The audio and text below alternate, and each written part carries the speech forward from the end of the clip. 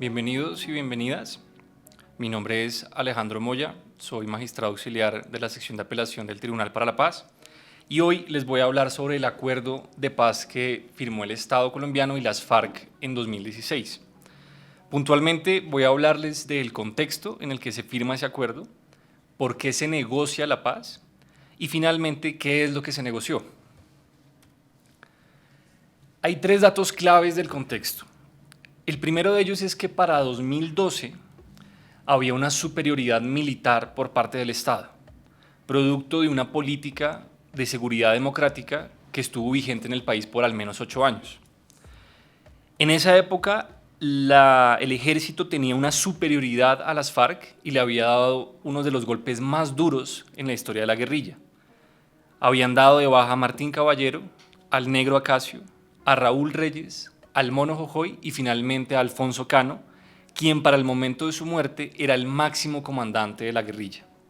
Eso ponía a la guerrilla en una situación muy difícil, la arrinconaba militarmente. Lo segundo es que esas victorias militares, a pesar de que eran muy importantes, estaban llegando a un punto donde se estaban estancando. Es decir, el ejército, la Armada y la Fuerza Aérea estaban en el máximo de efectividad posible, pero eso de todas maneras era insuficiente. La victoria y la superioridad militar no eran apabullantes, eran significativas pero no totales. Y lo tercero relevante sobre esto es que había un cambio de paradigma en la doctrina militar. En la cúpula militar, desde hace años atrás del 2012, más o menos 2007, 2006, empieza a calar la idea de que la guerra no se gana con la aniquilación del enemigo, sino se gana con la legitimidad del Estado o del ejército que esté peleando. En la medida en que una parte logre mayor respaldo popular, gana la guerra, dado que la población es la que le permite a una de las partes ganar. Si la población no apoya al contrincante, entonces esa parte pierde la guerra. El segundo dato relevante es que para el 2012 ya el conflicto había generado un impacto muy profundo en la sociedad colombiana. Llevaba ya 50 años y el 80% de las víctimas totales del conflicto se había registrado para ese momento. Es decir, el 80% de los 9.5 millones de personas que han sufrido en carne propia el conflicto ya habían presenciado, ya habían experimentado la violación de sus derechos para ese momento. Y el tercer dato clave de contexto es que la guerra contra las guerrillas de izquierda se sentía anacrónica para 2012. En América Latina ya la izquierda radical o la izquierda moderada había logrado hacerse al poder a través de la vía democrática. Pelear por lograr el poder y llegar a un cambio de izquierda a través de las armas se sentía como una estrategia, un método del pasado. Ese era el contexto para el 2012 cuando se empieza a discutir, se empieza a negociar el acuerdo de paz. Ahora, ¿por qué se negocia? Esta pregunta es doble. Primero, involucra una pregunta de por qué negociar en lugar de hacer otra cosa. Y lo segundo es por qué se negocia en ese momento y no antes o después. Hay 4 razones. La primera es que la victoria militar era imposible de lado y lado. Tanto las FARC como el Estado eran conscientes de que no iban a ganar la guerra aniquilando a su contraparte. Habían intentado todo, en particular el Estado, no solo la seguridad democrática, sino también, años antes del 2012, el Estado, como lo ha descubierto la justicia ordinaria y lo ha confirmado y profundizado la JEP, tuvo alianzas muy fuertes con grupos paramilitares y con terceros asociados en Convivir y que en empresas apoyaban una lucha desmedida sin control contra la guerrilla. Y a pesar de esos esfuerzos, unos legales y otros ilegales, el Estado había sido incapaz de ganarle la guerra a las FARC. Las FARC, por su parte, a pesar de 50 años de confrontación, también eran incapaces y lo sabían. De manera que los dos eran conscientes de que la vía de las armas no iba a ser efectiva para lo que estaban buscando.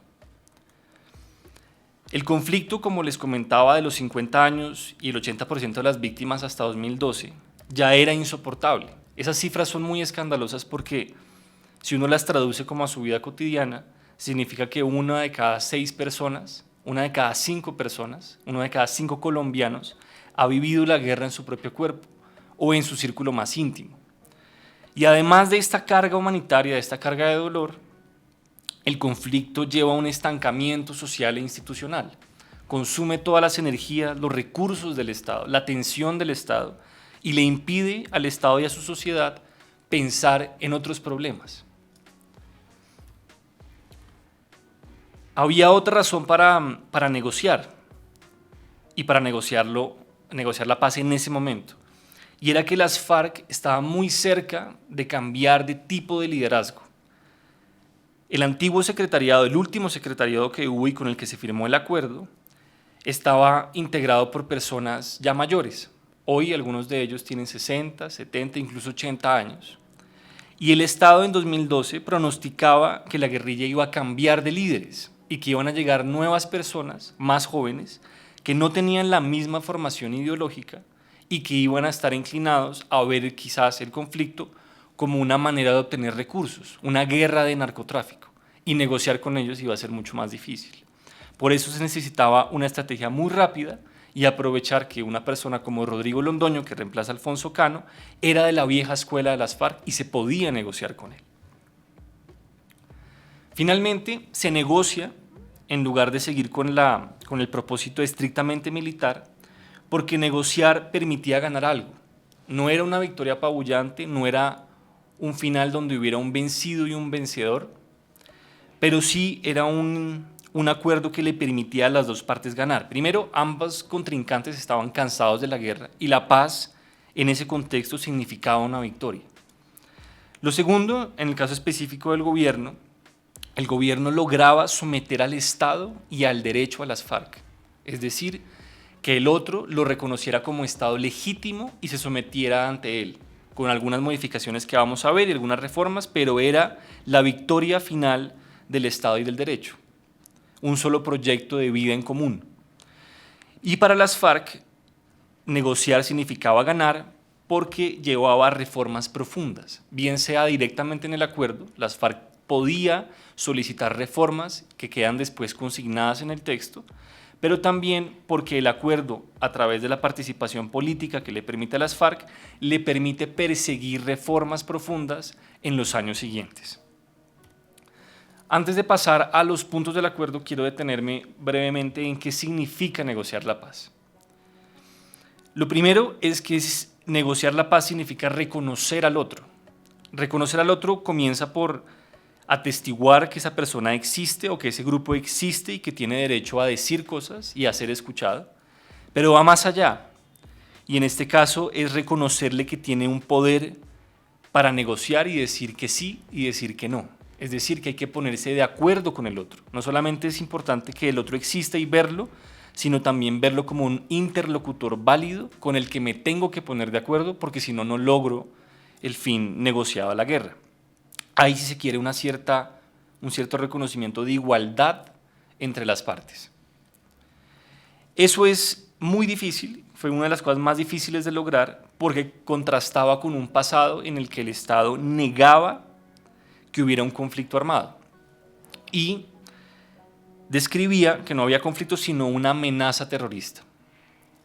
Hay un cambio entonces en el lenguaje y en cómo se ven las partes entre sí.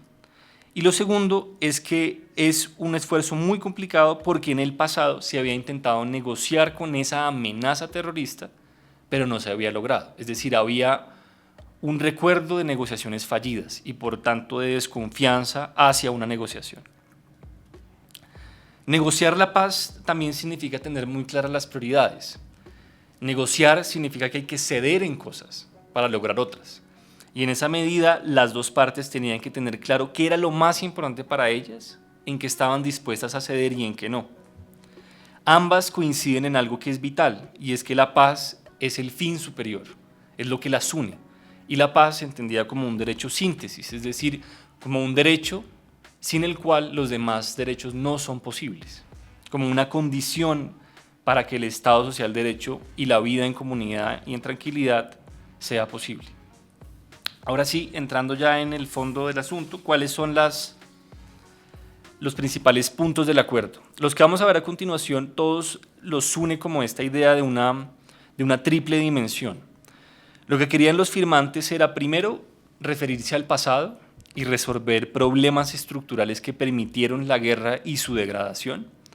Segundo, querían también referirse al presente y reversar efectos del conflicto, es decir, sanar los daños que el conflicto había generado. Y lo tercero y último es que estaban pensando en el futuro. Lo que hicieran frente a las causas estructurales y a los efectos del conflicto en el presente era indispensable pensando en el mañana, de que sentaran las bases para una paz estable y duradera, no una paz efímera que se acuerde y ya, sino una paz que perdure. El primer punto que discutieron los firmantes, y es importante que haya sido el primero, es una reforma rural integral. Lo describieron como un puente de oro, en el sentido en que era uno de los puntos más fáciles de negociar, no porque sea intrascendente o porque sea sencillo, sino porque ambas, el Estado y las FARC, tenían un interés en cambiar la manera en que se desarrollaba el campo. Las FARC, al ser una organización rebelde de origen campesino, quería una distribución más justa de la tierra. El gobierno, por su parte, quería llevar progreso al campo y acabar con una brecha entre la ciudad y el campo. Esto con la idea de evitar que el conflicto se reanudara después por un problema de tierras. Ahora, ¿qué fue lo que se acordó? No se acordó un cambio al sistema económico. El cambio fue importante, pero no a ese nivel de profundidad de cambiar la manera en que el Estado y la sociedad producen y regulan las relaciones de producción. Lo que se pactó fue un ambicioso plan de desarrollo rural sobre la base del sistema económico vigente. Un plan de desarrollo rural que incluyó facilitar el acceso a la tierra por parte de los campesinos que antes no la tenían. Segundo, darles un acceso a medios productivos, es decir, darles acceso a medios para hacer productiva la tierra, no solamente tenerla, sino poder trabajarla y ganar y vivir de ella. Tercero, voz en las decisiones de planeación territorial, que las personas tuvieran algo que decir sobre la manera en que se desarrollaba el territorio. Y cuarto y último, una seguridad jurídica sobre la tierra, es decir, garantías para que las personas que adquirían tierra pudieran tenerla por años y no que otra persona pudiera venir y de repente arrebatárselas. El segundo punto del acuerdo, que también fue calificado como un puente de oro en la medida en que era algo que se podía negociar fácilmente porque las partes estaban de acuerdo sobre cosas básicas, era la apertura o la mejora del sistema democrático. Se quería una democracia más incluyente y participativa para que todos los conflictos se pudieran tramitar por esa vía. Ambos, el Estado y las FARC, reconocen que los conflictos no se van a acabar con el acuerdo. Lo que intentan es cambiar la forma en que los conflictos se debaten, no a través de las armas, sino a través de la palabra y en espacios democráticos con todas las garantías. Querían romper, en otras palabras, el vínculo entre las armas y la política, en tres sentidos. El primero es que las armas no debían por qué seguir afectando la democracia a través de la compra de elecciones, de la intimidación, de asesinatos a alcaldes, a gobernadores, a candidatos a la presidencia de la República. Lo segundo es que la falta de democracia no podía conducir a las armas. Debía remediarse la democracia para evitar que las personas que no encontraban espacio en la democracia pensaran en otras vías violentas para llevar a cabo sus proyectos políticos. Y tercero, que es más una aclaración que un punto, aquí no está, y después explico por qué es relevante, aquí no está la participación de las FARC en política. Esta es una reforma pensada en beneficio de todos, más no en abrirle un espacio específico a las FARC. Eso hace parte de otro punto que vamos a discutir luego. ¿En qué consistió puntualmente esta reforma a la política? Primero, las partes acuerdan sacar adelante una promesa de la Constitución del 91 que no se hizo efectiva y es el estatuto de la oposición, es decir, las garantías para que los partidos políticos que están en oposición al gobierno de turno puedan hacer su trabajo.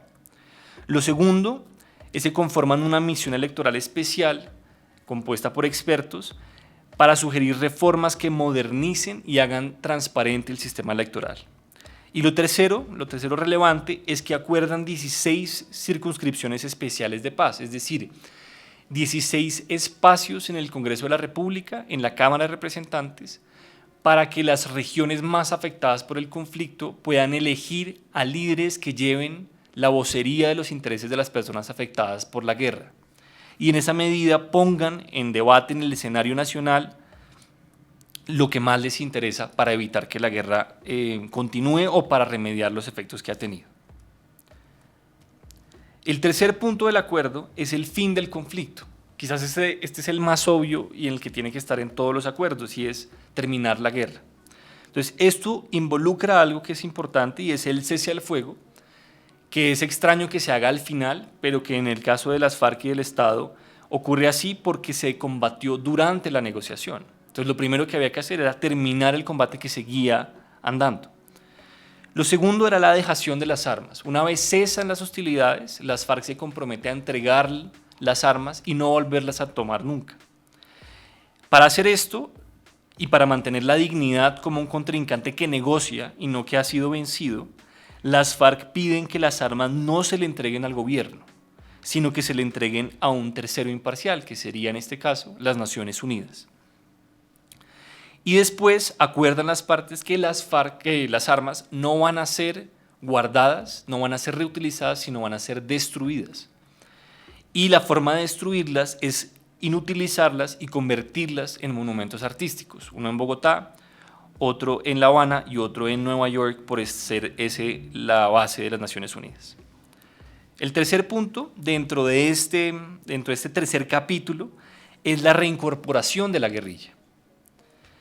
Las armas, si bien son importantes, se pueden volver a conseguir, y lo que querían las partes es que la guerrilla genuinamente no quisiera nunca volver a empuñarlas. Para eso era importante que la guerrilla contara con una ruta de reincorporación a la sociedad civil que le permitiera abandonar la violencia, dejar de verla como necesaria y encontrar otro proyecto comunitario e individual. Para eso se acuerda una renta básica durante unos años para que la guerrilla se pueda autosostener. Se acuerda realizar un censo para saber qué quiere la guerrilla, qué quieren sus miembros en sus proyectos individuales y colectivos. Se establecen programas educativos para darles habilidades distintas a las habilidades de los combatientes y más en el campo de lo civil, de la construcción comunitaria, del trabajo. Y finalmente se acuerda un apoyo a los proyectos productivos de la guerrilla, volverlos pequeños empresarios del campo. Todo esto se hace en marco de unas zonas a las que los guerrilleros van, que son las zonas veredales transitorias de normalización y que después se transforman en espacios territoriales donde la guerrilla sigue viviendo y creando proyectos comunitarios. Adicionalmente, y aquí es a lo que me refería antes, se acuerda la participación en política, 10 curules para las FARC en el Congreso de la República por 8 años, con el fin de que las FARC en este proceso de reincorporación al Estado y a la civilidad puedan ejercer, puedan desarrollar sus ideas radicales, si se quiere de izquierda, en el escenario democrático. Y por último, como parte del fin del conflicto, se acuerdan las garantías de seguridad para que las FARC no sea objeto de amenazas, no sea objeto de ataques y no se repita la historia con la persecución política a la Unión Patriótica, que era un partido de izquierda ligado en ciertos puntos a la guerrilla y que había sido perseguida por el Estado y asesinado a sus miembros. El cuarto punto del acuerdo tiene que ver con el manejo de la política antidrogas. Se quería evitar que el conflicto siguiera nutriéndose y reciclándose con el narcotráfico. Lo primero para esto es que las FARC tienen que aceptar que participan en el narcotráfico. Las FARC era muy reacia a esto, pero finalmente acepta que participa en una fase del narcotráfico, en fase de control, de producción, y el Estado y la guerrilla acuerdan una manera distinta de enfrentar este problema. Antes se tramitaba todo a través de la persecución del Estado, de la persecución policial, de la judicialización de todas las personas que estuvieran involucradas en el tráfico. En el acuerdo se da primacía a la sustitución de cultivos porque se cree que esa es la vía más efectiva, ya no la judicialización y persecución de todos los responsables, sino al menos frente a los productores que son campesinos, se acuerda motivarlos a ellos a sustituir los cultivos por otros con el apoyo del Estado para que obtengan rentas y dejen de ver el narcotráfico como un negocio atractivo.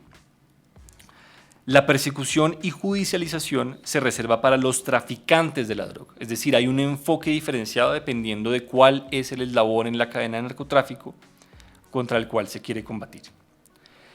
Y finalmente, el quinto y último punto relevante del acuerdo es el de la justicia y las víctimas.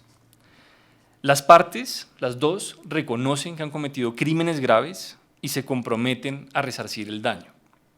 Esto ubica a las víctimas en el centro. El objetivo es remediar los estragos del conflicto y esos estragos se ven en la carne y en el alma de personas. No es un daño abstracto, sino son personas las que se han visto afectadas y entonces el objetivo de todo el aparato es lograr ayudar a sanar el daño y recomponer las heridas. Lo segundo, que es muy importante y va atado con esto, es que los combatientes quieren seguridad jurídica. Ellos quieren que el Estado defina su situación, es decir, que diga si son responsables, que los condene a unas penas, que ellos las cumplan y que al final de ese proceso tengan la seguridad plena de que van a poder estar tranquilos y retomando sus vidas. Quieren que haya un fin certero y no que estén en una situación de indefinición donde gobiernos siguientes puedan judicializarlos y condenarlos nuevamente. ¿Cómo se hace esto? Lo primero es que se descarta una impunidad o una amnistía total. Ya el escenario internacional y nacional, los compromisos del Estado colombiano, hacían imposible que se pudiera renunciar, que se pudieran amnistiar delitos graves. Y ya, un perdón y un olvido absoluto. Eso hubiera sido muy precario, se le decía a las FARC, en la medida en que podía ayudarles a ellos a solucionar su situación por 5, 10 años, pero después esas amnistías se hubieran caído y ellos hubieran tenido que ir a la cárcel. Lo segundo es que se rechaza la justicia punitiva como la opción número 1. Se contempla como opción número 2, ahorita vamos a verlo, pero se rechaza como el principal mecanismo por lo siguiente. Primero, porque era imposible en la medida en que iba a truncar la negociación. Si las FARC estaba obligada a ir a la cárcel, no iba a sentarse en la mesa de negociaciones.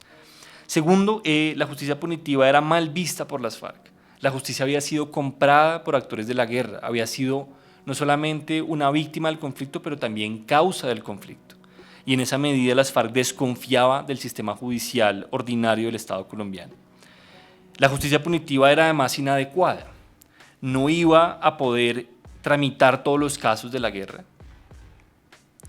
Incluso en condiciones ideales, la justicia punitiva iba a mostrarse como insatisfactoria en la medida en que las sanciones más duras frente a los crímenes más graves no iban a ser proporcionales. Una persona que, por poner un ejemplo, asesina a miles y que es condenada a 60 años de cárcel, ese castigo se ve pequeño frente al daño que ha cometido.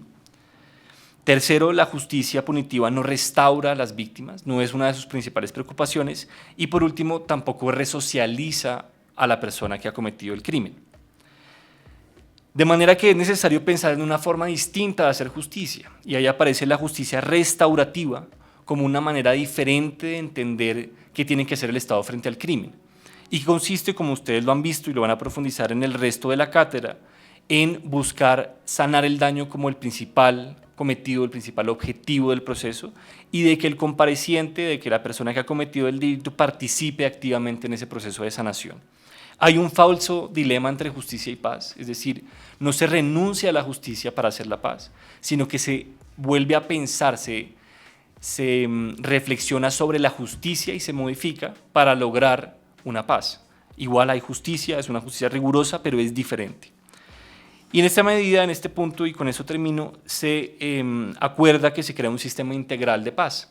Un sistema que está compuesto por la Comisión de la Verdad, que ya cumplió su mandato y que tenía el propósito de hacer un relato general del conflicto, demostrando en grandes rasgos cómo se desarrolló la guerra, qué efectos tuvo, en fin. Una unidad de búsqueda de personas dadas por desaparecidas para aliviar el dolor de las familias que siguen buscando a sus seres queridos. Y finalmente, un modelo o una institución judicial que es la Jurisdicción Especial para la Paz, y que tiene el objetivo de revelar una verdad profunda sobre hechos específicos, especialmente los más graves, y reparar los daños con la contribución de las personas que van a comparecer ante ella como responsables de esos crímenes. Finalizo con esto en un minuto y es, ¿por qué a este acuerdo se le llama final? El acuerdo es entre dos partes, el Estado y la guerrilla, y hay otros actores del conflicto, muchos de los cuales siguen actuando hoy. pero es un acuerdo final no porque involucre a todos, sino porque tiene la potencia para acabar la guerra en la medida en que detecta las causas estructurales y ofrece soluciones. Soluciones que las FARC ayuda a poner sobre la mesa, pero que si se vuelven realidad va a quitarle peso y va a acabar la guerra contra otros actores, en la medida en que transforma las condiciones de vida de la gente y hace que el conflicto, que la violencia, no sea necesaria ya, ni para lucrarse y obtener un sustento, ni para perseguir agendas políticas. Muchas gracias. Nos vemos entonces en las próximas sesiones de la cátedra. Muchas gracias.